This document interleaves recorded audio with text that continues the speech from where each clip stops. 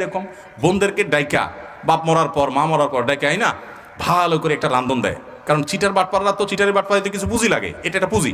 ভালো করে একটা খাওন দাওয়ান দেয়, বাগিনাদের আয়না, ভগ্নিপতির আয়না, ভগ্নিপতির দুইটা লুঙ্গি চকচকা, বোনরে দুইটা শাড়ি চকচকা সুন্দর, বাগিনাদেরকে হাদিয়া তোফা দিয়া এরপরে বলে এখন আব্বা তো চলে গেছেন, জমি জমা এগুলো তো রেখে গেছেন, তোমাদের বিয়ে সাজিতেও তো অনেক টাকা পয়সা খরচ হয়েছে, এখন তো তোমাদের ছেলে মেয়ে সামনে আসে, আল্লাহ বাঁচাইলে আমরা তো দেখমই আসি, এখন জমি জমা এগুলোর পরে এখন তোমরা কি বলবা?